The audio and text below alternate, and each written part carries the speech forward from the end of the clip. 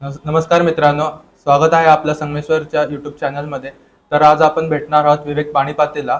तो आपल्याच एक कॉलेजचा विद्यार्थी आहे, जो की NCC थलसेना कॅम्पमध्ये सिलेक्ट झाला होता, जो दिल्लीमध्ये झाला होता. तर आपण त्या थलसैनिक कॅम्पबद्दल, नॅशनल कॅम्पबद्दल विवेककडूनच जाणून घेऊया, थोडा एक्सपिरियन्स जाणून घेऊया. तर विवेक, काय सांगशील? माझा एक्सपिरियन्स थलसैनिक कॅम्पचा खूप चांगला होता. खूप काही शिकायला भेटलं, डिसिप्लिन, कन्सिस्टन्सी अशा खूप काही गोष्टी तिकडे शिकायला भेटल्या आणि हा कॅम्पचा माझा एक्सपिरियन्स खूप मस्त होता. तर आपल्या थोड्या व्ह्युअर्सला तू तुझ्या स्कूल लाईफ किंवा कॉलेज लाईफ बद्दल थोडी इन्फॉर्मेशन देशील? विवेक, तर तू तुझ्या कौटुंबिक माहिती सांगशील का थोडीफार? मी माझे वडील टेलर आहेत आणि आई हाऊसवाईफ आहे. मी मॉडर्न हायस्कूल सोलापूर या शाळेतून शिकलेला आहे.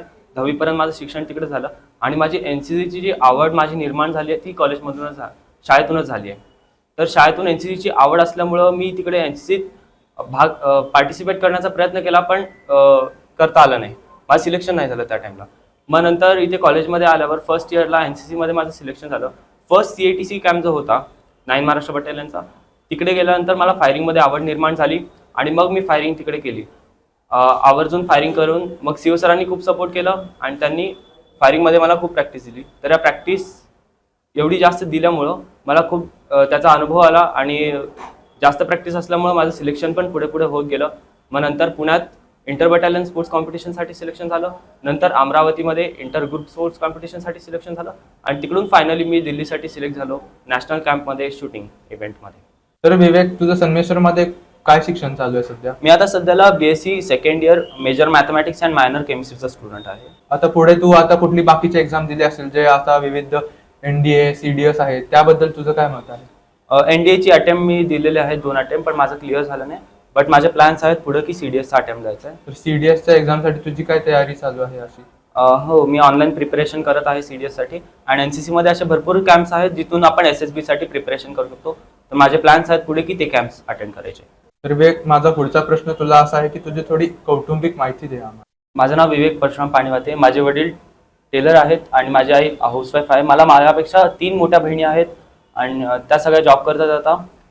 मी मॉडर्न हायस्कूल सोलापूर इथून माझी शाळा 10वीपर्यंत माझी शाळा तिकडे कंप्लीट केली आणि तिकडे NCCमध्ये मला एनरोलमेंट व्हायचा होता, पण माझं सिलेक्शन नाही झालं. पण मला तेव्हापासून NCCची खूप आवड निर्माण होती आणि NCC आणि आर्मीची खूप आवड तिथूनच मला निर्माण झाली. मग मी संगमेश्वर कॉलेज येथे 9 महाराष्ट्र बटालियनमध्ये NCCमध्ये एनरोलमेंट घेतलं आणि तिकडून मग माझी जर्नी ही फायरिंगची सुरू झाली. माझे वडील टेलर आहेत आणि आई हाऊसवाईफ आहे. मला माझ्यापेक्षा 3 मोठ्या बहिणी आहेत आणि ते आता जॉब करत आहेत. मी मॉडर्न हायस्कूल सोलापूर येथे माझी शाळा 10वीपर्यंत तिकडे मी शाळा केली आणि माझे चांगले मार्क्स होते 10वीमध्ये. त्याच्यानंतर मी छत्रपती शिवाजी महाराज कॉलेज येथे ॲडमिशन घेतलं 11वी-12वीसाठी. तिथे NCC अवेलेबल नव्हतं फॉर SD कॅडेट्स. तर नंतर मग मी संगमेश्वर कॉलेजमध्ये BScसाठी ॲडमिशन घेतल्यानंतर इथे 9 महाराष्ट्र बटालियनमध्ये एनरोलमेंट करून घेतला NCCमध्ये, कारण मला NCCची खूप आवड होती आणि तिथून मग CO सरांच्या सपोर्टमुळे माझा हा फायरिंग करिअर सुरू झाला. तर अजून तू आपल्या व्ह्युअर्सला NCC मध्ये कसं एनरोलमेंट व्हायची त्या प्रोसेस सांगशील का? NCCमध्ये संगमेश्वर कॉलेजमध्ये एनरोल होण्यासाठी 2 हे आहेत. तुमच्याकडे 2 रस्ते आहेत. तुम्ही 11th पण NCC जॉईन करू शकता आणि फर्स्ट इयरला पण NCC जॉईन करू शकता. त्यासाठी एक एक्झाम होईल छोटी जनरल नॉलेजची आणि 1600 मीटर रनिंग होईल आणि तुमचा फिजिकल टेस्ट होईल. फिजिकल टेस्ट, जर फिजिकल टेस्टमध्ये किंवा जर मेडिकल पॉईंट असेल तर त्या मुलाला NCC मध्ये एनरोल होता येईल का? जर काही मेजर इश्यू असेल तुमच्या मेडिकल पॉईंटमध्ये तर तुम्हाला एनरोल होता येणार नाही NCCमध्ये. तुम्ही फिजिकली आणि मेंटली पूर्ण टफ लागतो. शक्यतो NCCचे टोटल किती एक्झाम्स असतील? NCCचे टोटल 2 एक्झाम असतात, एक B सेट आणि एक C सेट. जर स्कूलमध्ये जर आपण NCC केली तर त्या NCCचा फायदा आपल्याला B सेट किंवा जे तू बोललास C सेट त्याच्यात होईल का आपल्याला? हो, होतो. B आणि C सेटमध्ये तुमच्या SSचा फायदा होतो. मग तुला फायरिंग बद्दल आवड कशी झाली? हे इन्स्पिरेशन कुठून भेटलं तुला? मला इन्स्पिरेशन फर्स्ट कॅम्पमध्ये जेव्हा फर्स्ट फायरिंग केली तेव्हा मला फायरिंगसाठी इन्स्पिरेशन भेटला आणि म्हणून मी फायरिंग कंटिन्यू केली. तर एक्सपिरियन्स कसा होता तुझा फर्स्ट फायरिंगचा? खूप छान होता. याआधी तू कधी ट्युशन्स वगैरे घेतलेले फायरिंगचे? नो, मी ह्याच्या आधी कधीच फायरिंग केली नव्हती.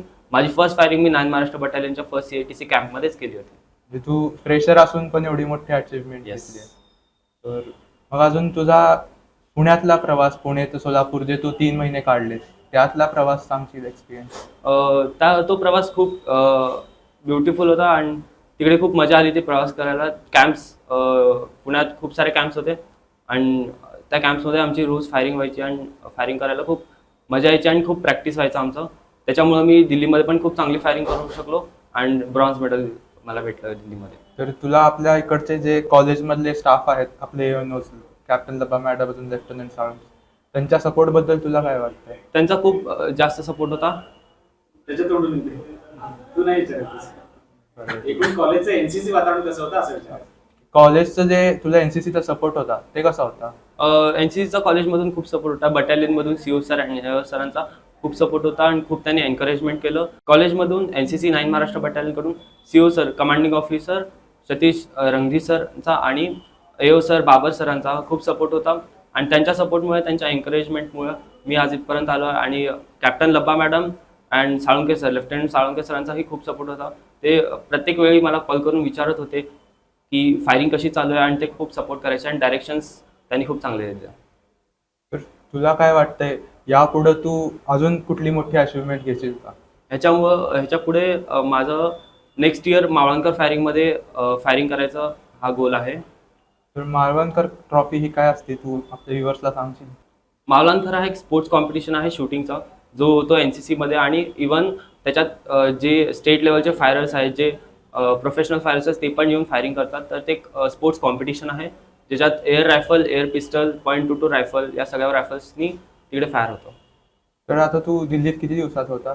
दिल्लीत मी आता 15 दिवस दिल्लीमध्ये AITSCचा कॅम्प होता आमचा. तर त्या कॅम्पबद्दल आता नॅशनल लेवलचे स्टँडर्ड्स थोडे वेगळे असतात, त्या स्टँडर्ड्सबद्दल तू काय सांगशील? नॅशनल लेवल जो कॅम्प होता दिल्लीमध्ये, तिथे जे AITSCचे जे कॉम्पिटिशन्स आहेत, जे इव्हेंट्स आहेत, OT, HNH, health and hygiene, JDFS, या इव्हेंट्स सोडून तुम्हाला अजून जास्त गोष्टी प्रिपेअर करावं लागतं. जसं line area and flag area, quiz competition and tent pitching competition. तर अशा सगळ्या कॉम्पिटिशन्स तिकडे होतात आणि त्याच्यात पार्टिसिपेट करावं लागतं सगळ्या कॅडेट्सला. तर मग तुझ्या इंडिव्हिज्युअल कॉलेजमध्ये तुझं सिलेक्शन प्रोसेस कसे झाले? बटालियन जो 9 महाराष्ट्र बटालियनच्या कॅम्पमध्ये जेव्हा फायरिंग केली तेव्हा माझा ग्रुपिंग खूप छोटा होता, म्हणून माझं इंडिव्हिज्युअल सिलेक्शन झालं. त्यानंतरचा तुझा डिटेल प्रोसेस, तू पुण्यात कशाला गेला, म्हणजे तिथून तुझं इंटर बटालियन कसं झालं कॉम्पिटिशन? इंटर बटालियन कॉम्पिटिशन जो होता तो खूप छान गेला आणि इथून पुण्यात इंटर बटालियन कॉम्पिटिशनसाठी मी कमीत कमी 2 ते 3 महिने मी तिकडेच होतो इंटर बटालियन कॉम्पिटिशनसाठी. आणि त्याच्यानंतर अमरावतीमध्ये 4 कॅम्प काढले IGCचे आणि त्याच्यानंतर दिल्लीमध्ये 15 दिवसाचा कॅम्प होता. तर तू आता म्हणला पुण्यात तू 2 महिने होता, तर मग त्या 2 महिन्यामध्ये तुझा एक्सपिरियन्स काय होता जे सोलापूरपेक्षा वेगळा होता? तिथे वातावरण असू दे, खाणीपान वगैरे. एक्सपिरियन्स चांगला होता. तिकडचे जे 36 महाराष्ट्र बटालियनचे जे CEO होते त्यांनी खूप सपोर्ट केला. तिकडचे PIsनी खूप सपोर्ट केला. आता तिकडचा एक्सपिरियन्स खूप चांगला होता पुण्यातला. अजून अमरावतीमध्ये जे तू 2 कॅम्प केला त्याबद्दल? अमरावतीतले पण दोन्ही कॅम्प चांगले होते. कॅम्पचा एक्सपिरियन्स खूप मस्त होता आणि तिकडेही खूप काय काय शिकायला भेटलं फायरिंगबद्दल. खूप प्रॅक्टिस घेतली त्यांनी आमची फायरिंगची आणि तिकडे पण एकदम मस्त एक्सपिरियन्स होता.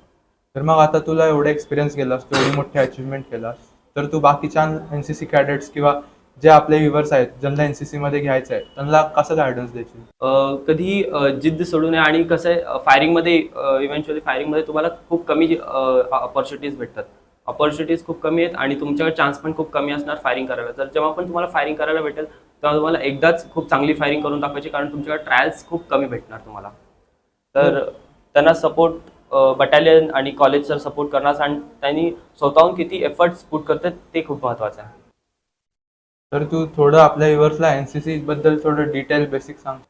NCC नॅशनल कॅडेट कॉर्प्समध्ये आपण खूप जास्त काही शिकतो, जसं की discipline, consistency and officer like qualities. आणि NCCमध्ये जी तुम्हाला फर्स्ट इयर, 3 वर्षाची NCC असते.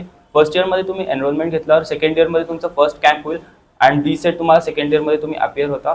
नंतर थर्ड इयरला आपण C-सेट करू शकतो आणि एकदा C-सेटमध्ये जर तुम्हाला अल्फा ग्रेड असेल त्याच्यानंतर आपण डायरेक्ट इंटरव्ह्यूसाठी क्वालिफाय होतो, SSB इंटरव्ह्यूसाठी, जिथून आपल्याला डायरेक्ट आर्मीमध्ये लेफ्टनंटची पोस्ट भेटू शकते. तर अजून NCCचे काय फायदे असतील पुढं? जसे की NCCचे नवीन फायदे, अग्निवीरमध्ये आपण डायरेक्ट मेडिकल एक्झाम आपण द्यायची आपल्याला गरज नाही आणि आपण डायरेक्ट मेडिकलसाठी अवेलेबल आहे. अजून ऑपॉर्च्युनिटीज आहेत आपल्याला. पोलीस भरतीमध्ये जर त्याचा उपयोग काय होतो? पोलीस भरतीमध्ये आपल्याला जर एनसीसी सी सर्टिफिकेट असेल तर पोलीस भरतीमध्ये आपल्याला 25 मार्क्स भेटतील.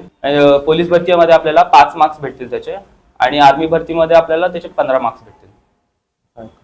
तर मग तू मतलब आता जे डिसिप्लिन आहे तू बोलला जे एनसीसीचं, त्याबद्दल जे व्ह्युअर्स सिव्हिलियन लाईफ जगतात, अजून जे तू एनसीसीची लाईफ जगतो, त्याबद्दल एक डिफरन्स सांगशील? जसं एनसीसीच्या कॅम्प्समध्ये आपल्याला 4 वाजता उठावं लागतं, आणि त्याच्यानंतर 5 वाजता आपली पीटी सुरू होते, आणि 5 वाजता पीटी, असं एकदम टाइम टू टाइम सगळं मॅनेज करून ठेवलेलं आहे. 5 वाजता पीटी, त्याच्यानंतर तुमची ड्रिलसाठी फॉल इन होईल 8 वाजता. मग तुम्हाला बरोबर टाइम टू टाइम 10 वाजता जेवण भेटेल, 4 वाजता रिफ्रेशमेंट भेटेल, आणि तुमचे खूप चांगले चांगले लेक्चर्स होतील. जे पण PS स्टाफ आहेत तुमचे खूप चांगले लेक्चर्स येतील. त्याच्यानंतर तुमचं 10 वाजता असं झोपायचं पहिले एक निर्धारित टाइम डिसाईड केलेलं आहे. ते टाइम टू टाइम तिकडे गोष्टी होतात, तर आपण खूप डिसिप्लिन तिकडे शिकू शकतो. तुला कुठली लाईफ आवडते, सिव्हिलियन लाईफ का ही एनसीसीची? मला एनसीसी लाईफ खूप जास्त आवडते. तर तुला आता बाकीच्या जे एनसीसी मध्ये नाही आहेत त्यांना प्रेरणित कसं करशील एनसीसी साठी तू? कारण आपण एनसीसी मध्ये खूप जास्त discipline, consistency and officer like quality शिकू शकतो. तर मला असं वाटतं की ज्याही मुलाला आर्मीमध्ये आणि अशा डिसिप्लिनवाल्या गोष्टीमध्ये इंटरेस्ट आहे तर त्यांनी एनसीसी जॉईन करायला पाहिजे. तरी विवेक, मी तुझं खूप खूप धन्यवाद मानेल. तू आपल्या यूट्यूब चॅनलला SCC.संगमेश्वर कॉलेज याला भेट दिली, अजून तुझा एक्सपिरियन्स फॉर TSC कॅम्प सांगितलास जे तू दिल्लीमध्ये झालं, हे आम्हाला खूप चांगली इन्फॉर्मेशन भेटली आहे, आणि नक्कीच आपल्या व्ह्युअरला पण खूप आवडेल आपली ही इन्फॉर्मेशन तुझी शेअर केला. हे अजून मी आशा करतो की जे बघणारे आहेत ज्यांना एनसीसी बद्दल माहिती हवी आहे त्यांची आता माहिती पूर्ण भेटली असेल. अजून ते नक्कीच आपल्या कॉलेजमधल्या एनसीसीला भेट देतील, अजून एनरोलमेंट होऊन देशाचं कल्याण करतील. तुला माझे खूप खूप शुभेच्छा जे तू दिल्लीमध्ये एवढा मोठा अचीवमेंट केलंय. अजून आपल्या कॉलेज अजून एनसीसी युनिटचं नाव खूप मोठं केलंय. असंच पुढं प्रगती करत राहा. विवेक, तुझे खूप मनपूर्ण धन्यवाद. थँक्यू अथर्वा. जय हिंद. जय हिंद एव्हरीवन.